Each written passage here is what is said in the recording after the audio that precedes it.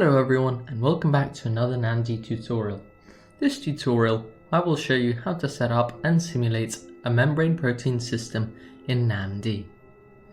What you're first going to want to do is head over to the Charm GUI website.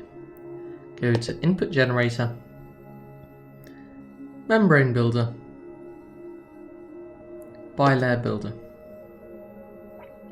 As you can see, NAMD inputs are natively supported and will be generated in the 6th step of the process. You're going to want to go to the RCSB website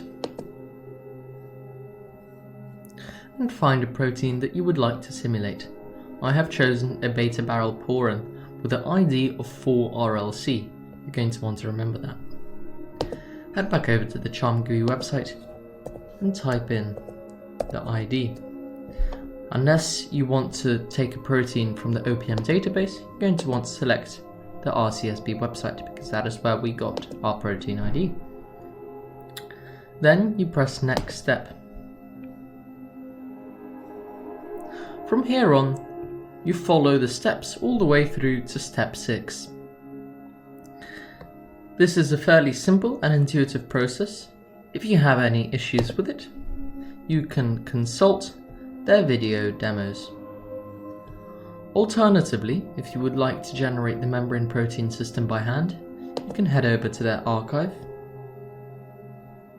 Lipid Bilayer Library, Lipid Bilayer with a pore. Choose the lipid that you would like to use and download.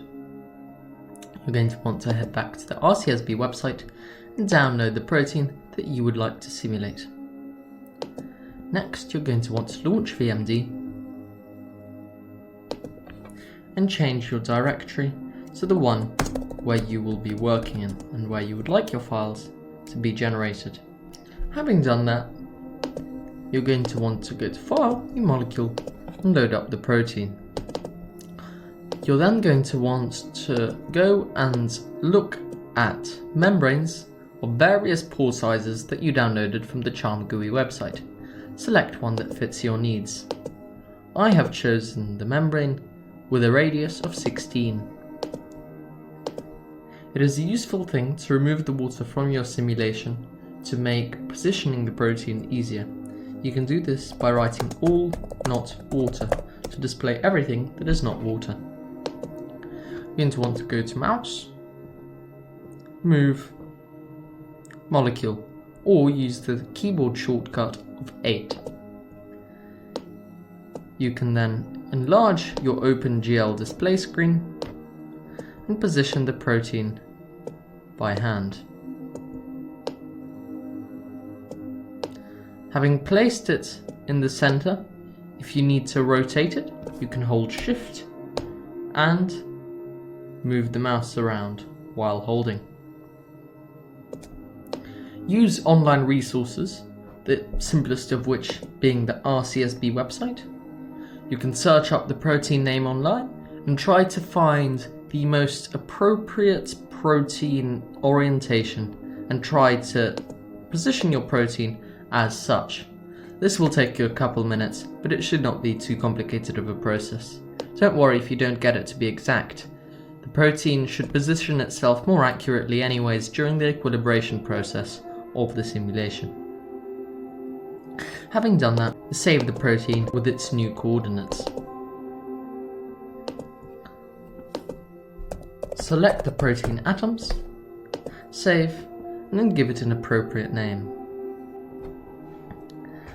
Having done this, what you're going to want to do is combine the two PDB files that you have. If you have PacMol, you can do this with a PacMol script like so, where you read in both of your PDBs and fix them at the center of the cell.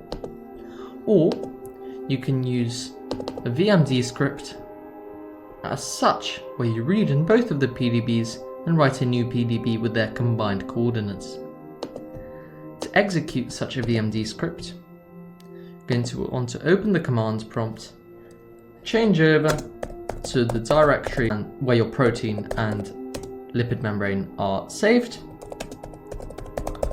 and then you're going to want to type in VMD space dash dispev space text space dash e, and then the name of your script. For me that would be combine.tcl. Press enter. Having combined your protein and membrane into a single PDB file, you're going to want to generate a PSF file, either using the VMD Auto PSF plugin or manually. Then you're going to want to generate a NAMD input script, such as this one. Have an extra large minimization time step in order to allow your protein to position itself appropriately. It is also a very good idea to run the simulation with periodic boundary conditions, and to have Langevin piston on.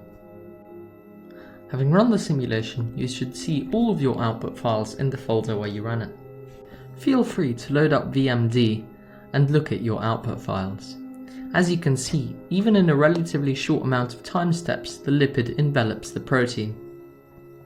You can run the simulation for an extended period of time. Anyways, thanks for watching. See you next time.